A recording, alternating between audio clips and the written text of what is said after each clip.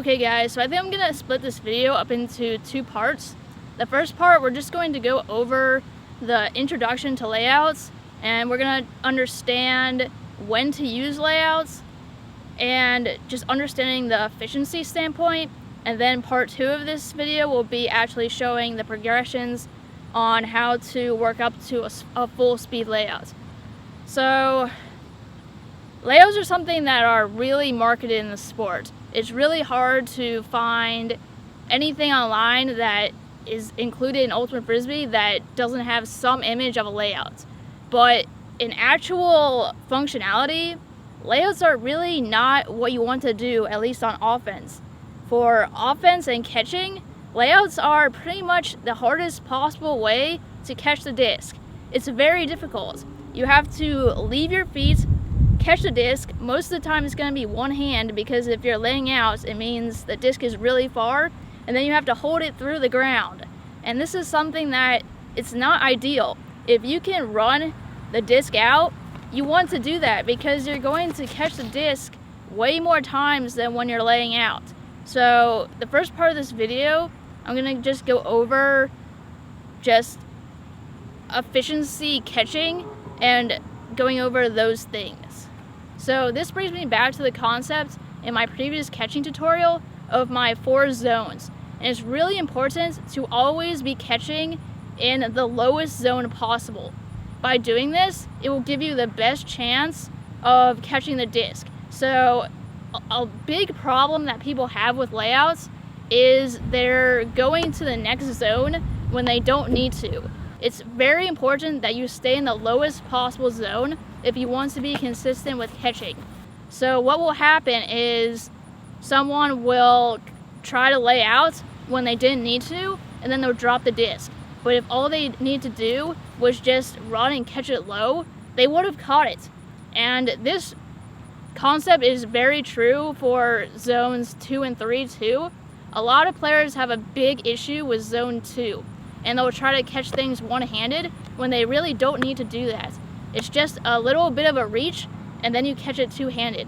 And by doing this, you'll find that you have way more consistency. So next, let's go over the grip that you should use when you're trying to lay out. So if you can get your hand under the disc, that's the grip that you want to use. So the most ideal grip to use when you're laying out will be 2 hands under the disc. When you catch like this, it's going to be a lot harder to get the disc, because when you catch like this, your hand is already under the disc, so the disc is falling into your hand. When you catch it like this, you have to go to the disc, so it's just harder. So if you can ever catch with your hand under the disc, you want to do it because it's going to give you a better chance of catching the disc. Also, if you want the longest maximum reach, you want to turn sideways. I'll do a demonstration for you to show you your difference of your reach. So this right here is when my hand is straight out. And when I turn to the side, it's so much farther. I pick up a good amount of distance by turning to the side. So if you need the most maximum amount of distance, you want to go one-handed and turn to the side. This is the maximum reach that you can get on a layout.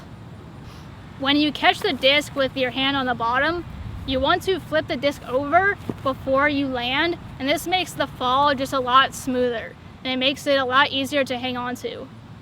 So when you lay out, you have to commit a full step earlier than when you're running it out. When you're first starting layouts, this can be kind of hard to get used to because you'll end up diving too late. I want to go over just the process of a layout.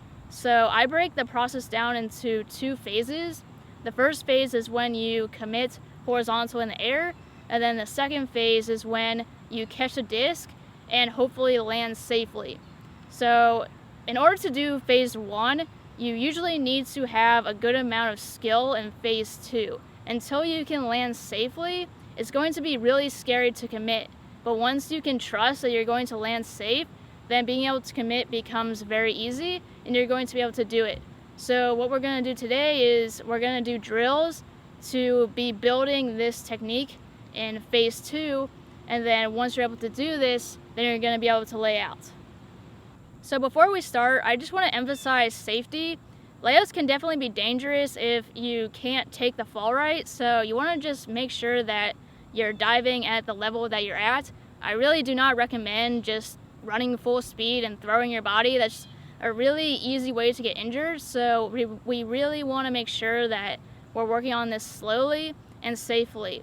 And when you're building layout technique, you want to try to get reps in every day. So when you're doing a lot of layouts, you're going to start ripping your arms up and legs up if you don't wear padding. So you want to make sure that your arms and legs are covered so you can get more reps in. Okay, so here's how I like to work on layouts. So I like to build vertically, then horizontally, and then add speed. So what I like the first progression to be is to start from a crouching position. I don't really like starting from my knees because to me it just doesn't really feel like the way that it feels when I'm standing. So for me, I skip the knees and go straight to kind of a crouch, and then I work up slowly until I'm able to fall and catch the disc from a standing position. Once I can do it from a standing position, then I start trying to incorporate the leap, and then I'm trying to get horizontal. So then I'll start working very slowly, trying to get farther and farther and farther until I'm able to get a full static dive. A static dive means that you still had a foot on the ground when you were catching the disc. And then once you have a full range static, then you want to work on being able to get a dynamic dive. And that means that you caught the disc when both of your feet were off the ground. So this means that you're getting more range. And you want to work up to this until you're able to get full range. And then once you're able to do that, then you can start adding speed into it. And then you want to start just doing 1 step, 2 steps, 3 steps, 4 steps, 5 steps, and pretty soon you're going to be able to do a full speed layout. Something to keep in mind when you're working on this is you want to make sure that you are practicing falling on both sides. You don't want to get super dominant on one side, because if the disc is to your right side and you can only fall on your left side, you're going to have a problem. So you want to make sure that you're practicing falling on your left side, your right side, and your chest. You also want to make sure that you can dive on either foot. You don't only want to be able to take off with your left foot, you want to make sure that you can dive with both of your feet. So if you are getting stuck at one of the progressions, you want to go back to the previous level and work from there. You don't want to just keep repping the same progression level over and over and over, because it's not going to give you very fast results. It's normally better to go back to the easier levels and get more confidence, and then by doing that you're going to be able to do the higher progression levels easier. So as you start putting momentum into your layouts, the better your technique needs to be. It gets a lot harder once you start running faster, because you're putting more force into the ground, so your grip technique needs to be better and your landing needs to be better. If you don't use a good grip, or you're not landing in a soft way, it's going to be really hard to catch the disc. So the more momentum that you put into the layout, the better your technique needs to be for your safety and for the catch. And that's going to be it. So like this video if you liked it. Don't forget to subscribe, and be sure to share this with anyone you think could benefit from it. This is Ultimate 101, and I'll see you next time.